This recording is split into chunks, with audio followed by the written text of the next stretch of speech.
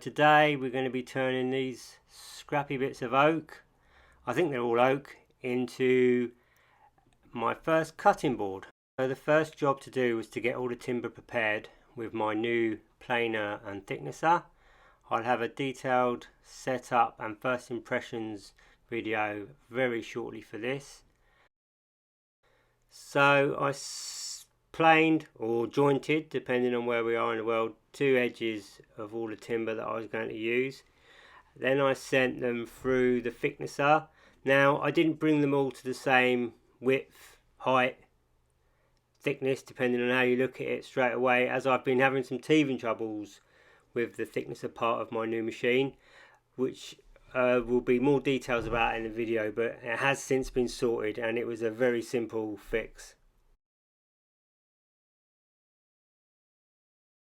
So time for the glue up. This will be my biggest glue up, although it's only small. It'll be the most amount of glue I've ever used in a single glue up. So I prepared my homemade clamps. I'll leave a link to the video of how I made these in the description below. Now, keen-eyed amongst us might notice 2 very thin pieces of timber just either side of the centerpiece. Now these are some walnut I bought off of eBay, 20 little thin strip offcuts, which I thought would help mix it up. The rest of it's all oak. Well, apparently it's oak, but there's 3 different kinds of colours. I'm no expert at this at all, but I would have said the 3rd one in on each side was more like a teak than an oak, but I don't know. I don't really know, to be honest. So I'm using Titebond 3 in my little glue bot. I covered all the edges, completely smothered them all in glue.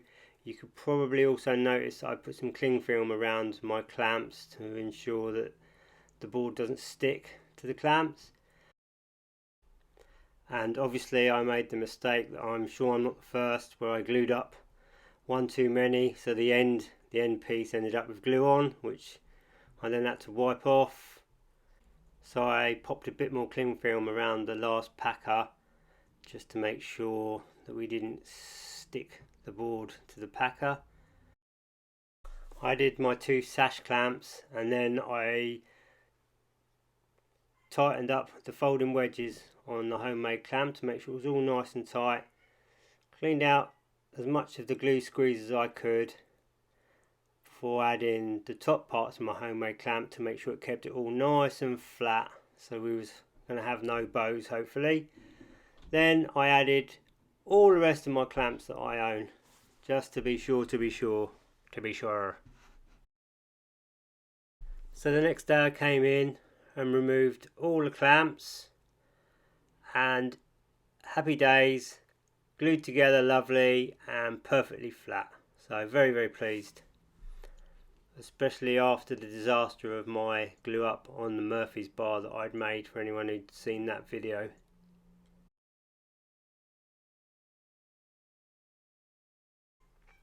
So then I scraped off all the glue squeeze before I was going to send it anywhere near my new planer and thicknesser. So I did 3 very fine passes on the planer or jointer on one side of the board.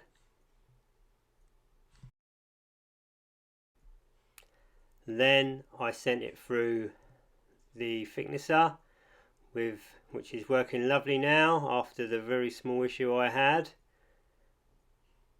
Took a few passes to get everything back down to the same size, because there was probably 1/4 of an inch, just over, higher on some of the boards than the others.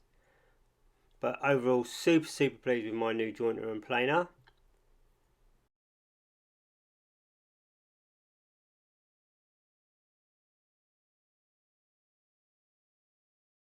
Now to square the ends up, I use my track saw, plunge saw, as I haven't made any sleds for my table saw yet, and I didn't want to get any tear out, and I knew doing this I would get no tear out at all.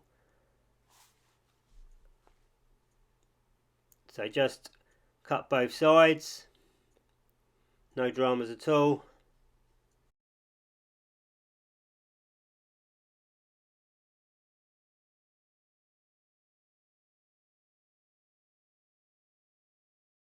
So time to sand.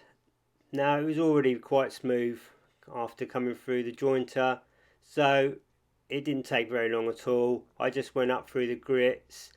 I think I started on 80, I did 180, 180. I think it was a 240 I had. I have ordered some finer ones for my sander, but that was as fine as I had. So I finished off with some, I think it was 800 wet and dry by hand on a piece of block for a lovely super smooth finish.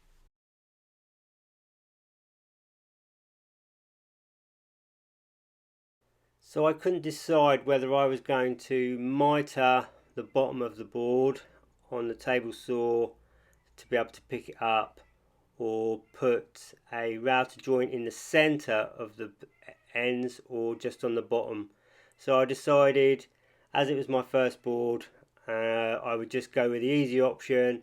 I put a half round in the router table and just did little handy holes in the centre at the bottom, just so I didn't mess it all up, to be honest. Then I added a small round chamfer round the top edges.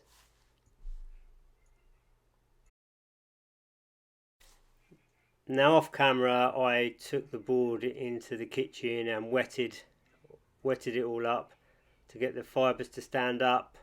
Next day brought it into the garage, gave it a final buff up with the 800 wet and dry sandpaper on a hand block, which I used dry by the way, and then the fun part, time to add the mineral oil.